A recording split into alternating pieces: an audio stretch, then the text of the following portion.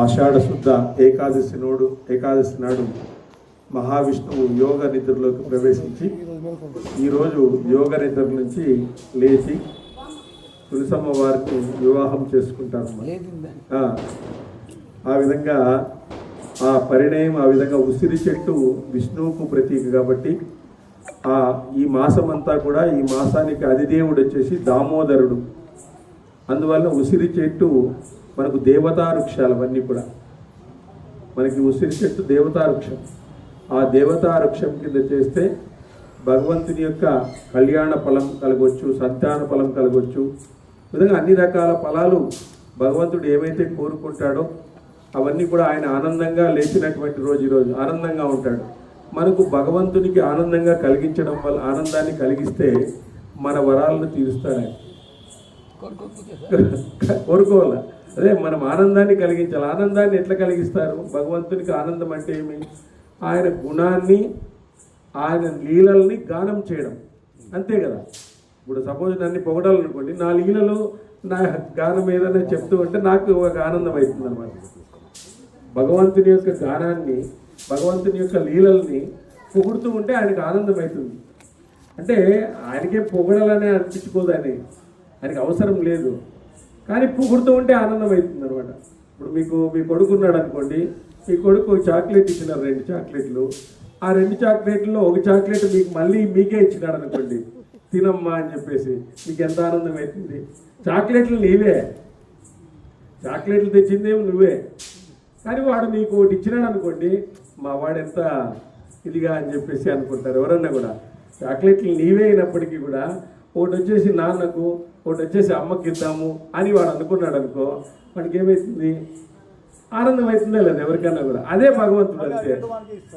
2 వానికే ఇస్తారు, నువ్వే తినరా మాకు వద్దు అని చెప్పేసి. అది భగవద్భక్తి. అదే భగవంతుడు మనకు ఇచ్చినటువంటి దాన్ని ఆయనకు కృతజ్ఞతగా సమర్పిస్తే అది భక్తితో సమర్పించాలి. ఏదో నేను చేస్తున్నాను, నా వల్ల జరుగుతోంది అనేటువంటిది ఉంటే మాత్రము ఆయన స్వీకరించడు. అది అహంకారానికి, మమకారానికి దారితీస్తుంది. అవి 2 నీ డిక్షనరీలోనే ఉండకూడదు. మమకారము, అహంకారము, నాది నేను అనేటువంటి అహంకారం ఎప్పుడు పోతుందో అప్పుడు భగవంతుడు మన వైపు తిరుగుతాడు.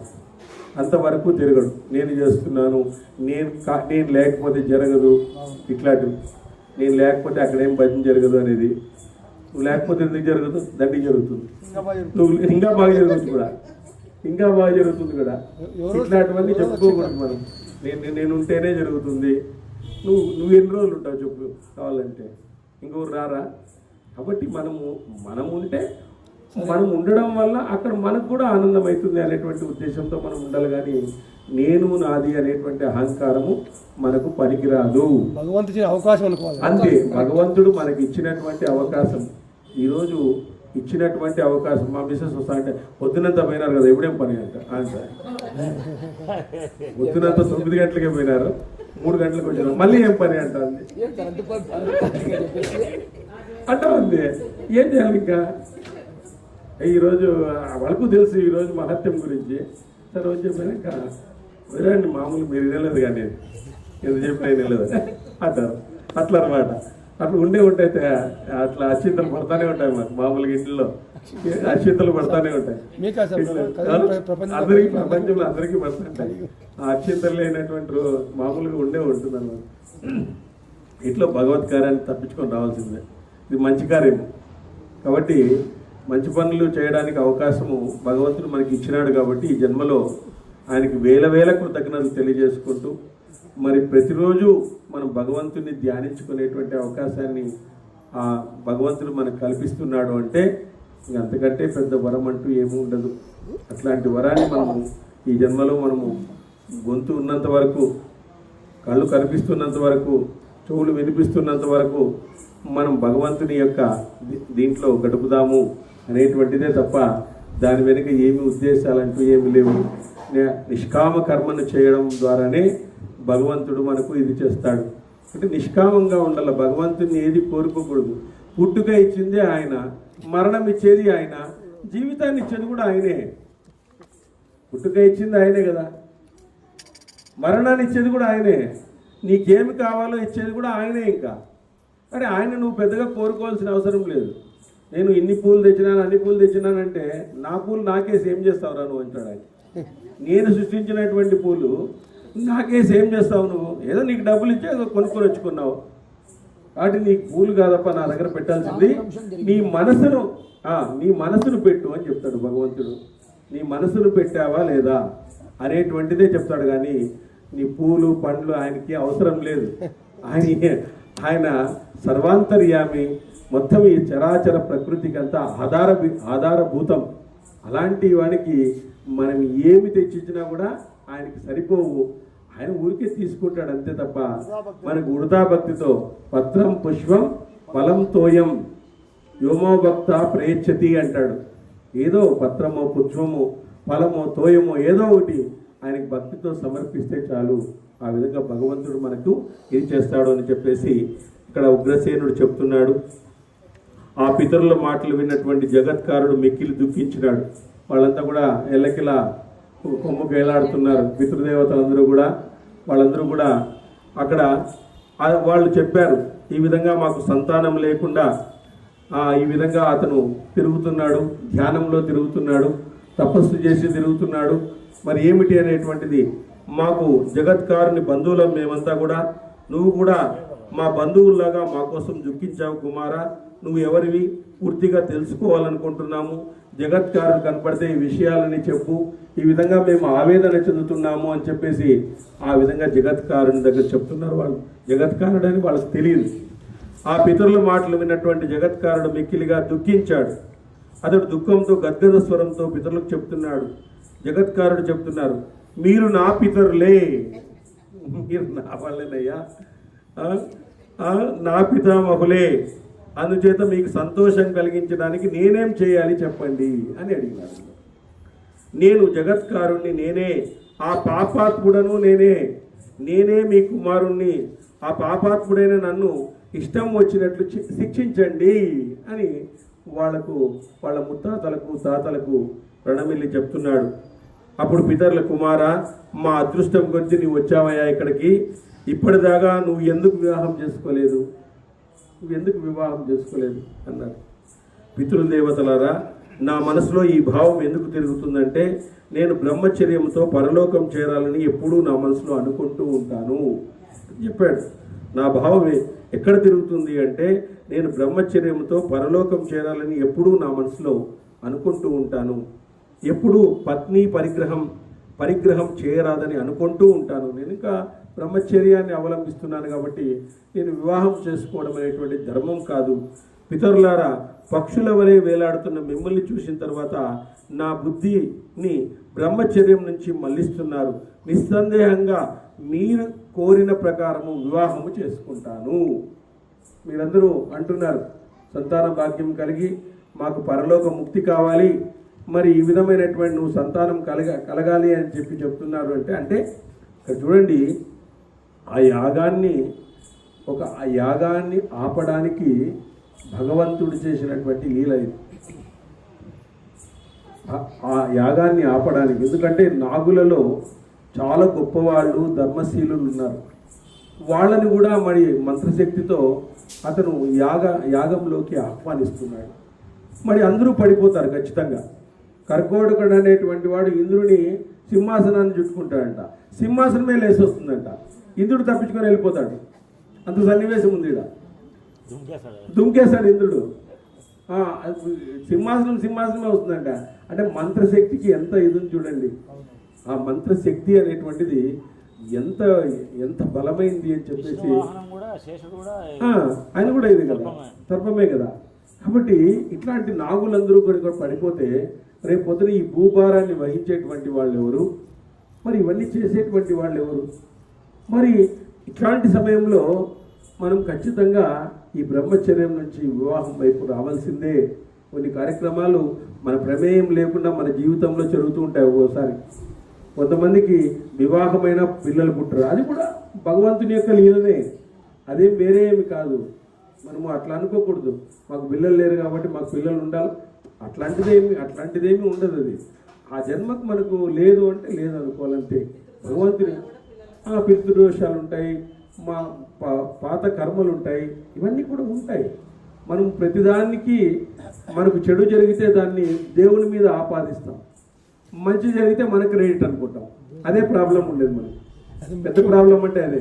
మనకి చెడు జరిగింది అనుకో, ఓహో మాకు దేవుడు ఏదో చాలా అన్యాయం చేస్తున్నాడు, పోతే జరిగితే మంచిది, దేవుడు వేస్ట్, ఇది ఒకటి ఎక్కువ, ఇట్లా అయిపోయింది అనమాట. కాబట్టి మనము చెడు జరిగినప్పుడు ఆపాదించకూడదు, మంచి జరిగినప్పుడు భగవంతుని వైపే తిరగాల. మనం భగవంతుడు ఇచ్చినాడు అనుకోవాలి. చెడు జరిగినప్పుడు ఆపాదించకూడదు, ఆయన కృప వల్ల జరిగింది అనుకోవచ్చు. ఇప్పుడు సార్ మన 10 రోజులు లేడు, అసలు రావాలని ఉంది, కానీ హైదరాబాద్లో ఊరికే కూర్చున్నాడు సార్, ఏం పని లేదు అలా, ఊరికే కూర్చొని ఉంటారు. వాళ్ళు ఎవరు తీరిపోయినారు వాళ్ళ గురించి మాట్లాడుకుంటుంటారు. ఉన్నప్పుడు వాళ్ళ యొక్క అనుబంధాలు సంబంధాలు ఎలా ఉండేవి, ఉంటే బాగుంటుంది అని మాట్లాడుకుంటున్నారు. అంతేకాని ఇక్కడ రావాల సాయంత్రం అయితేనే మనసు పీక్తుంది ఒకసాక, ఇట్లా పోవాల్సిందే, మనం చేయాల్సిందే అని చెప్పేసి. అట్లా కొన్ని విపత్కర పరిస్థితులు వచ్చినప్పుడు మనం ఏమీ చేయలేము, వాటిని ఆమోదించాల్సిందే. కాలానికి అందరూ కూడా ఉండాల్సిందే, కాలానికి అందరూ కూడా సమానమే. కాలస్వరూపుడు మంచివాడని ఫస్ట్లోనే చెప్పినాడు కదా ధృతరాష్ట్రుడు, ఏమయ్యా నా కొడుకులందరినీ చనిపోయినాడు అంటే, కాలానికి ఎవరు అతీతులు కాదు, కాలమే స్వరూపము, కాలమే ఈశ్వర స్వరూపము, కాలమే సృష్టిస్తుంది, కాలమే లయం చేస్తుంది, కాలమే స్థితి చేస్తుంది. ఆ కాల స్వరూపుడుగానే భగవంతుడు ఈరోజు ఉన్నాడు.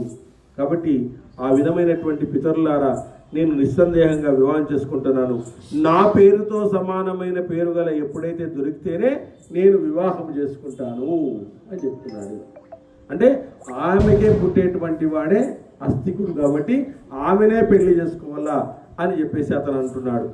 అతను నేను దొరికితే, నేను అడగకుండా ఎవరైనా స్వయంగా భిక్ష లభిస్తే కూడా స్వీకరిస్తాను. నా భార్య యొక్క పాలన పోషణ భారం నాపై ఉండకూడదు, ఇలా లభిస్తేనే వివాహం చేసుకుంటాను, మరొకదైతే వివాహం చేసుకోను, ఇది మాత్రం పచ్చి నిజము అని చెప్తున్నాడు అన్నమాట.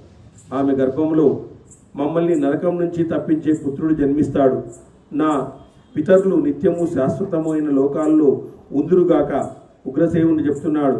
ఈ విధంగా జగత్కారుడు పితరులకు చెప్పి వారిని విడిచి పూర్వం వలె దేశాటనం చేస్తున్నాడు. కానీ ఇతడు వృద్ధుడని ఎవరు కన్యనివ్వడం లేదు, అందుచేత భార్య లభించడం లేదు. ఇతడు వృద్ధుడని ఎవరు కన్యనివ్వడం లేదు, అందుచేత భార్య లభించడం లేదు. వివాహం జరగదని విచారపడుతూ అతని పితరులు ప్రేరేపించిన కారణంగా అడవిలోకి వెళ్ళి దుఃఖంతో బిగ్గరగా వినిపించినాడంట. అయ్యో, మా యొక్క పితరుల యొక్క కోరికను నేను మన్నించలేకుండా పోతున్నానే, నేను చూస్తే వృద్ధుణ్ణి, నా పేరు కలిగినటువంటి అమ్మాయి నాకెక్కడ దొరుకుతుంది అనేటువంటి దీంతో ఉన్నాడంట. అడవిలోకి వెళ్ళిన విద్వాంసుడైనటువంటి జగత్కారుడు తన పితరుల హితాన్ని కోడి 3 పర్యాయాలు నెమ్మదిగా నేను కన్యను యాచిస్తున్నాను అని అన్నాడంట.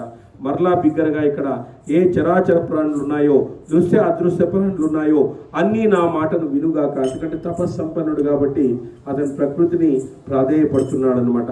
నా పితరులు భయంకరమైన కష్టాల్లో ఉన్నారు, వాళ్ళు దుఃఖంతో బాధపడుతున్నారు, సంతాన ప్రాప్తి కోసం నన్ను ప్రేరేపించినారు, నన్ను వివాహం చేసుకోమంటుంటారు. అందుచేత వివాహం కోసం భూమి అంతా తిరిగి కన్యను భిక్షగా ఇవ్వమని నేను యాచిస్తున్నాను. నేను దరిద్రుడను, దుఃఖశీలను, ఆయన పితరుల ఆజ్ఞ వల్ల నేను వివాహం చేసుకోవడానికి ప్రయత్నిస్తూ ఉన్నాను అని చెప్తున్నాడు. నేను పేర్కొన్న ఈ ప్రాణి సమూహంలో నా పేరు గల కన్య ఉంటే దేశమంతా తిరిగే మీరు నా కన్యను ఇత్తురుగాక అని చెప్పేసి ప్రకృతికి ఒక ప్రార్థన చేసినాడు అనమాట. నా పేరు గల కన్యను నాకు ఇచ్చి వివాహం చేస్తే ఆమె పాలనను పోషణను నాపై ఉంచరాదు, ఆ భారం నేను భరించను, అటువంటి కన్యనే నాకు ఇవ్వండి. ఆమెను నేను చాకడం కానీ ఆమెకు ఇది చేయడం కానీ నేను చేయను, అట్లాంటి కన్యనే నాకు కావాలా అని చెప్పినాను. జగత్కారుడు సమీపంలో ఉన్న నాగులు ఈ జగత్కారుని మాటలు విని సోదరుడైన వాసుకి చెప్పారు. ఇక్కడ వాసుకి ఈ నాగులంతా వెళ్ళి అడవిలో పాములు ఉంటాయి కదా, అవన్నీ వెళ్ళి వాసుకి చెప్పడం జరిగిందన్నమాట. ఆ వార్తలు విన్న నాగరాజు వాసుకి తన సోదరైన జగత్కారు వరువుగా అలంకరించి అరణ్యంలో ఉన్న జగత్కారుని మహర్షి దగ్గరకు తీసుకుని వెళ్ళింది. చూడండి ఎంత భిన్న వివాహం అయిపోయింది వీళ్ళిద్దరికి. ఆమె ఆల్రెడీ అలంకరించే తీసుకుపోయిందంట ఆమెను ఆడికి, ఆయన దగ్గరికి. ఆ విధంగా అక్కడ వాసుకి జగత్కారునికి బిచ్చవలే ఆ కన్యను సమర్పించారు. అయితే వెంటనే జగత్కారుడు ఆమెను స్వీకరించలేదు. మనసులో ఇలా, ఈమె పేరు కలది కాదేమో, పోషణాభారం గురించి చెప్పకుండా ఎలా, చూడండి పోషణాభారం నేను చేయనని చెప్పాలి కదా చెప్పేసి చెప్పకుండా ఎలా, పితరుల మోక్షం మీద ఆసక్తి ఉన్నా ఇలా అనుకుని వివాహానికి వెనకాడుతున్నాడు. అప్పుడు జగత్కారుడు ఆ కన్య యొక్క పేరు ఏమిటి అడిగి ఆమె పోషణ భారం గురించి వాసుకి చెప్పాడు. నీ పేరేమిటి, నీ పోషణ భారాన్ని నేను వహించను అని చెప్పినాడు.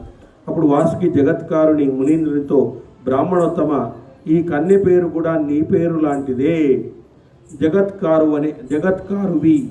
ఈమె నా సోదరి, ఈమె కూడా మీ వల్లనే తపస్వి కూడా. కాబట్టి మా సోదరిని భార్యగా స్వీకరించండి. ఈమె యొక్క పోషణ భారాన్ని నేను చూసుకుంటాను. ఇప్పటి వరకు మీ కొరకే నిరీక్షిస్తూ ఉన్నాను, ఈమెను అందుకే రక్షిస్తూ ఉన్నాను అని చెప్పి. అంటే ఆ విధమైనటువంటి ఒక విశ్వభావన కలగడం అనేటువంటి దానికోసము అక్కడ ప్రయత్నాలు భగవంతుని ద్వారా జరగడం అనేటువంటి జరిగిందనమాట. జగత్కారుడు అన్నాడు, నాగరాజా, ఈమె పోషణ భారాన్ని నేను వహించను, ఇది నా నియమము. ఎప్పుడూ నాకు ఇష్టం లేని పని చేయకూడదు, చేస్తే ఈమెను విడిచి వెళ్ళిపోతాను. మళ్ళీ ఇంకోటి, నాకు ఇష్టం లేని పని చేసిందంటే నేను వెళ్ళిపోతాను. అప్పుడు సౌతీలాల్ నాగరాజు ఈ షరతులను అంగీకరించాడు. నా సోదరి పోషణ భారాన్ని నేను భరిస్తాను అని హామీ ఇచ్చాక జగత్కారుడు వాసుకి ఇంటికి వెళ్ళాడు. వాసుకి భవనంలో మంత్రవేత్తలతో అగ్రగణ్యులు, తపోధరులు, మహావ్రతులు, ధర్మాత్ముడైనటువంటి జగత్కారుడు విధియుక్తంగా మంత్రోచ్చారణల మధ్య నాగ కన్యను జగత్కారుకి పాణిగ్రహం చేశారు. వివాహము చేసేశారు ఇద్దరికి కూడా. అక్కడ వాసుకి భవనంలోకి జగత్కారుడు తన భార్యను తీసుకెళ్లాడు. మహర్షులందరూ వీరి దాంపత్యాన్ని ప్రశంసించినారు. ఎందుకంటే వాళ్ళకి ఆల్రెడీ తెలుసు ఇదంతా కూడా జగత్ కళ్యాణం కోసము జరిగేటువంటి ప్రక్రియ అని చెప్పేసి వాళ్ళు భవిష్యత్తును ఎప్పుడూ ఊహించినారు. అక్కడ అభిలషణీయమైన పక్కతో కూడిన శయనం అలంకరించబడింది. ఇక్కడ భార్యా సహృతుడై జగత్కారుడు నివసించాడు. సాధు పుంగవుడైనటువంటి జగత్కారుడు భార్యతో తన షరతుని ఈ విధంగా చెప్పాడు, నువ్వు ఎప్పుడూ నాకు ఇష్టం కాని పని చేయొద్దు, అంతేకాక ఎప్పుడు అప్రియమైన మాటలు మాట్లాడదు. ఇప్పుడు భార్య భర్తకు చెప్తుండేది, భర్త భార్య అప్రియమైన మాటలు చెప్పవద్దు అని చెప్తున్నాడు. మంచి పద్ధతే కదా, అప్రియమైనటువంటి మాటలను చెప్పవద్దు, నువ్వు ఎప్పుడు నాకు ఇష్టం లేని పని చేయవద్దు, అంటే భర్తను బాగా చూసుకో అని చెప్పేసి.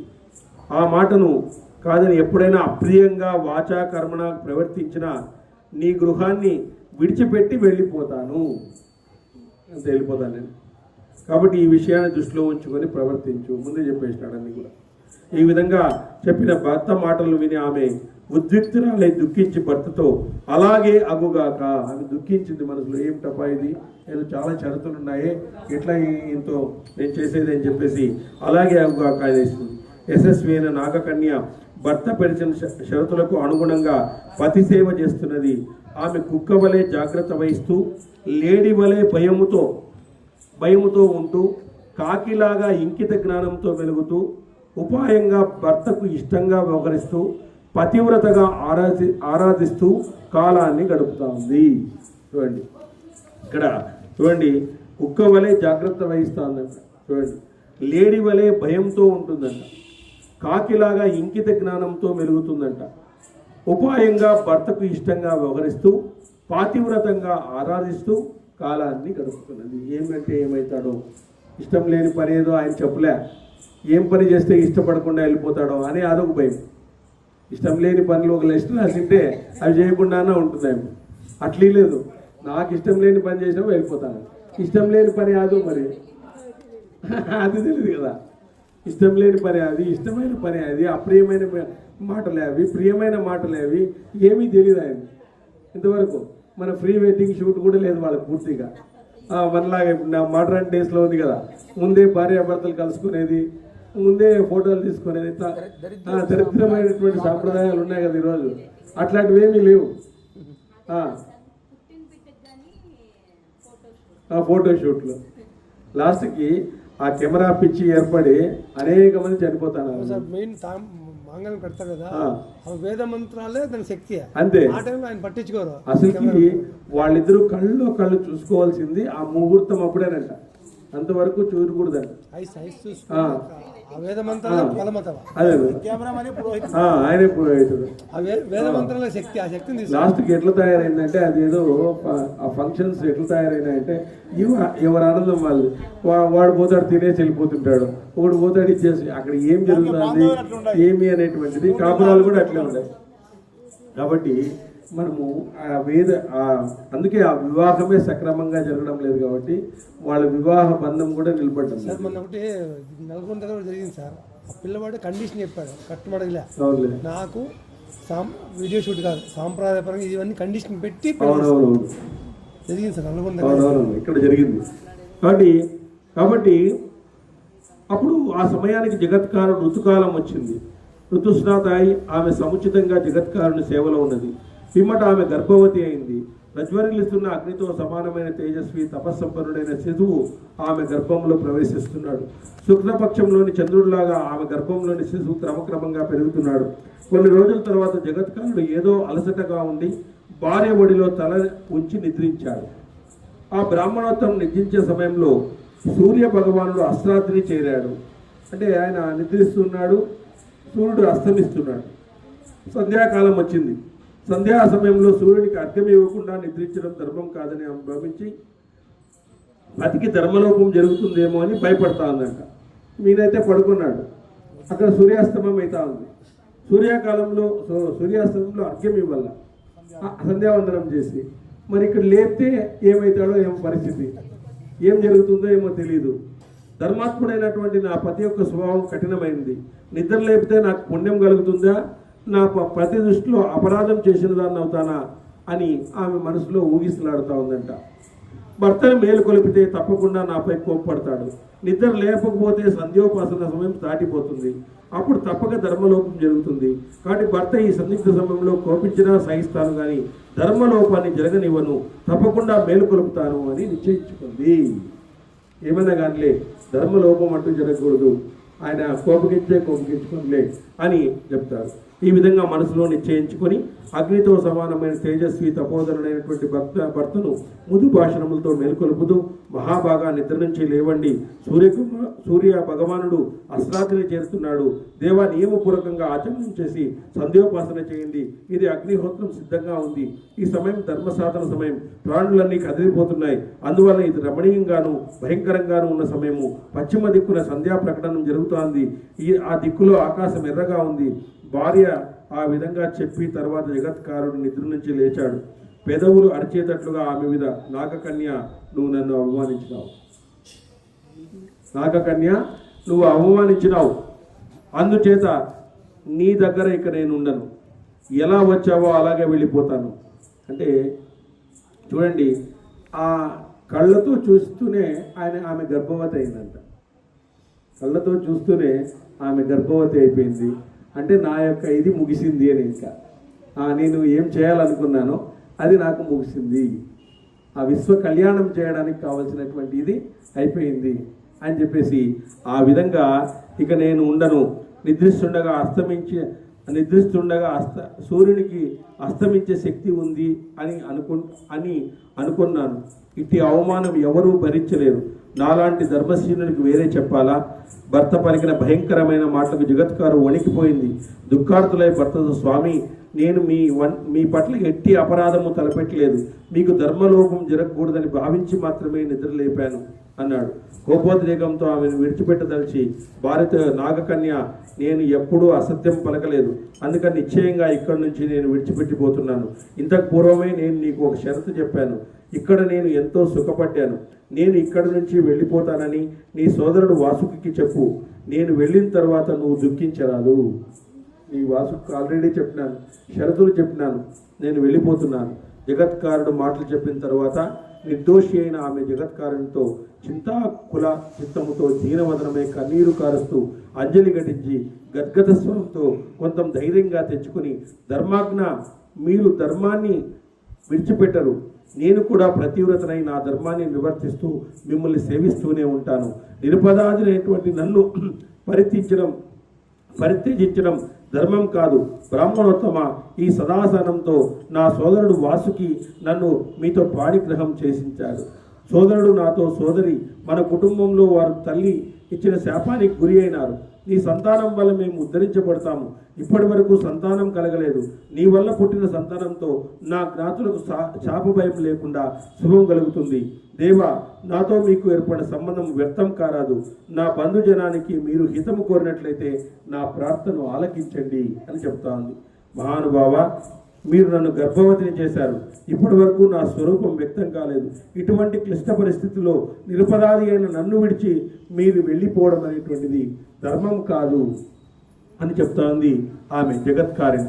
భార్య మాటలు విన్న జగత్కారుడు తన భార్య జగత్కారుతో సముచితం అవసరమైనప్పుడు కొన్ని విషయాలు ఆమెకు తగినట్లు చెప్పాడు. నీ ఉదరంలో గర్భం ఉంది. నీ గర్భంలో పెరుగుతున్న బాలుడు అగ్నితో సమానమైన వాడు, పరమ ధర్మాత్ముడు, వేదాంగతుడు. ఈ విధంగా ఆమెకు చెప్పి ధర్మాత్ముడైన జగత్కారుడు కృతనిశ్చయుడై మరలా తపస్సు చేసుకోవడానికి వెళ్ళిపోయినాడు. నీ గర్భంకి ఏం ప్రాబ్లం లేదు. నీ నీ నీ గర్భంలో గొప్పవాడు పుడుతున్నాడు. ఆ విధంగా నీ గర్భంలో పెరుగుతున్న బాలుడు అగ్నితో సమానమైనటువంటి వాడు మామూలు వ్యక్తి కాదు.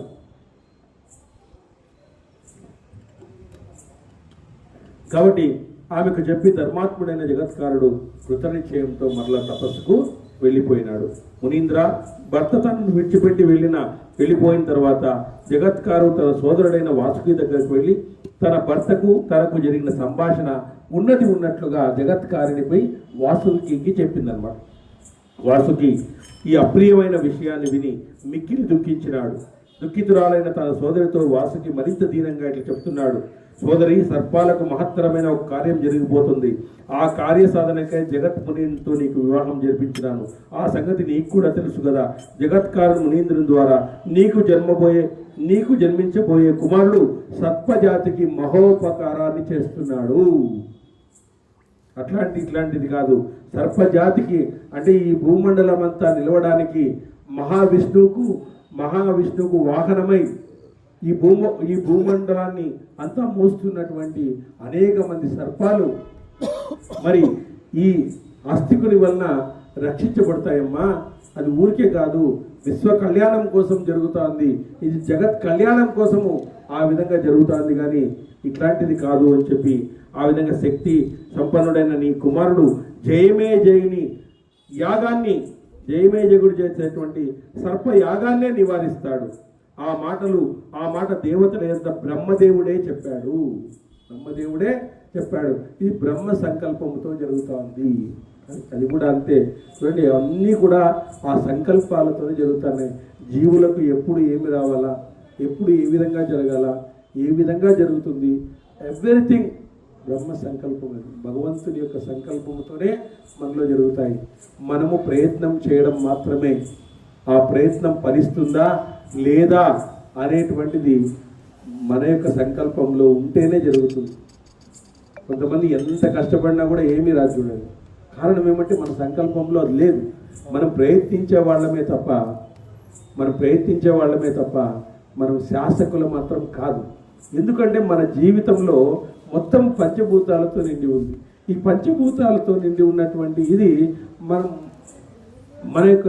మన యొక్క ప్రయత్నాలతో ముడిపడేటువంటిది కాదు. మనం ప్రయత్నం జరిగినట్టుగా ఉంటుంది, అది రానట్టుగా కూడా ఉంటుంది అన్నమాట. కొన్ని ప్రయత్నం లేకుండానే వస్తాయి మనకి. కాబట్టి మనలో మన యొక్క శక్తి భగవంతుడి శక్తితో పోలిస్తే చాలా తక్కువ. భగవంతుని యొక్క కరుణతో మనం అద్భుతాలని సాధించవచ్చు. చాలా అద్భుతాలని మనం సాధించవచ్చు.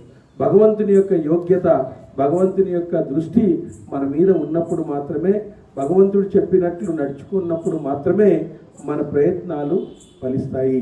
లేకుంటే ఫలించవు. అవి ఎవరు ఫలించవు. దానివల్ల ప్రయోజనాలు కూడా ఉండవు. ఒకవేళ ఫలించిన ప్రయోజనాలు ఉండవు.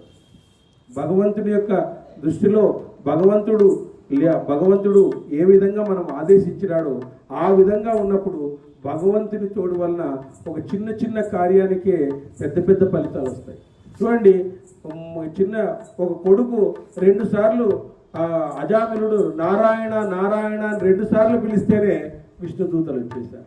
అంటే ఎక్కడో గత జన్మలో చేసినటువంటి పుణ్యాన్ని ఇక్కడ కట్టబెట్టినాడు అన్నమాట. అట్లాంటి వ్యసనపరుడైనటువంటి వాడు చనిపోయేటప్పుడు తన కుమారునికి నారాయణ అని పేరు పెట్టి ఆ విధంగా పిలవడం అనేటువంటిది యాదృచ్ఛికమవుతుంది అనమాట. అట్లాంటి యాదృచ్ఛికమైనటువంటి సంఘటనల ద్వారా విష్ణుదూతలు కొట్లాడి అతన్ని స్వర్గానికి తీసుకుని పోవడం అనేది, అంటే అతను గత జన్మలో ఎక్కడో చేసినటువంటి పుణ్యము ఈరోజు ఫలించిందనమాట. ఈరోజు ఫలించింది. కొన్ని 84 లక్షల జీవరాశుల జన్మలు ఉంటాయి. అక్కడి నుంచి ఎక్కడెక్కడో చేసినటువంటి పుణ్యాన్ని ఒకచోట భగవంతుడు తీసుకుని వచ్చి కట్టబెడతాడు. అట్లా మనము వాటిని అట్లా ఆ విధంగా మనం అర్థం చేసుకోవాలా. కాబట్టి జగత్కారుడు సర్పయాగాన్ని నివారిస్తాడు. ఆ మాట దేవతలకే చెప్పాడు. అమ్మ, ఈ మునీంద్రుల గర్భవతి అయ్యావా? మహాత్మునితో నీ వివాహం నిష్ఫలం కాదు. నీ సోదరుడు పుత్రోత్పత్తి విషయం గురించి నీతో మాట్లాడడం ఉచితం కాదని నాకు తెలుసు. కానీ కార్యం యొక్క ఆవశ్యకతను గుర్తించి నేను కొన్ని విషయాలు అడగవలసి ఉంది. మహాతపస్వి అయిన నీ భర్తను వెళ్ళిపోకుండా ఆపు చేయడం చాలా కష్టం. ఆ సంగతి నాకు తెలిసే నేను అతన్ని అనుసరించలేదు. ఒకవేళ అతన్ని నేను ఆపు చేయడానికి సిద్ధపడితే నిన్ను శపించవచ్చు కూడా. నిన్ను అతను శపిస్తాడు. కాబట్టి సోదరి, నీ భర్త యొక్క చరిత్ర అంతా చెప్పు. చాలా కాలం నుంచి నా హృదయంలో ముళ్ళు గుచ్చుకున్నట్టుగా బాధపడుతున్నాను. ఆ ముళ్ళును నువ్వే తీయాలి. అన్నగారు ఈ విధంగా అడిగిన తర్వాత జగత్కారు దుఃఖపడుతున్న వాసుకిని శాంతింపచేయాలనుకుని ఈ విధంగా చెప్తా ఉంది. జగత్కారు వాసుకితో చెప్తాను, సోదరా, నేను సంతానాన్ని గురించి, నా పతిదేవుని గురించి ఆయన అస్థి అన్నాడు. అస్థి అని వెళ్ళిపోయినాడంట. ఆయన పోయేటప్పుడు అస్థి అని వెళ్ళిపోయినాడంట. అంటే ఉన్నాడు అని చెప్పి వెళ్ళిపోయాడు. ఆ మహానుభావుడు ఎప్పుడు ఏ సందర్భంలో పరిహాసానికైనా అబద్ధం ఆడలేదు. చెప్పినట్లు నాకు గుర్తు కూడా లేదు. ఈ కష్ట పరిస్థితులు కూడా ఆ మహాతపోధనుడు అబద్ధం చెప్పవలసిన పని లేదు. సోదరా, నా భర్త నిష్ఠాగరిష్ఠుడు, మహాతపస్వి. ఆయన నా నుంచి వెళ్ళిపోయేటప్పుడు ఇట్లా అన్నాడు, కాంతామణి, నీ కార్యం తప్పక సిద్ధిస్తుంది. నువ్వు చింతించవలసిన అవసరం లేదు. నీ గర్భంలో అగ్నితో సూర్యునితో సమానమైనటువంటి తేజస్వి ఉన్నాడు అని చెప్పి వెళ్ళిపోయినాడు. కాబట్టి సోదరి, నువ్వు విచారించవలసిన పని లేదు.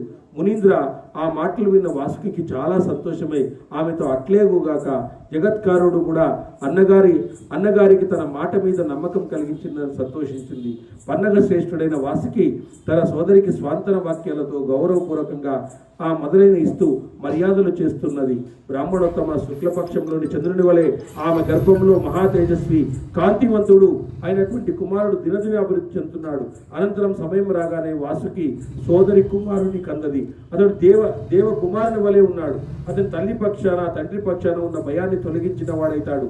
బాలుడు నాగరాజైన వాసుకి భవనంలోనే పెరుగుతున్నాడు. పెద్దవాడయ్యాక ఆ బాలుడు భృగువంశ శ్రేష్ఠుడైనటువంటి చవన మహర్షి దగ్గర వేదాంగాలను అభ్యాసం చేసుకున్నాడు. వేదాంగాలను ఆ బాలుడు బ్రహ్మచర్యాన్ని పాటిస్తున్నాడు. అతడు సత్వగుణ సంపన్నుడై బుద్ధిమంతుడై లోకంలో అస్థికుడు అనేటువంటి పేరుతో ప్రసిద్ధికెక్కాడు. ఆ బాలుడు గర్భంలో ఉన్నప్పుడే అతని తండ్రి అస్థి అని చెప్పి వెళ్ళిపోయినాడు. కాబట్టి అతనికి అస్థికుడు అనేటువంటి పేరును ప్రవేశపెట్టారు. అది ఓం స్వస్తి గోవింద.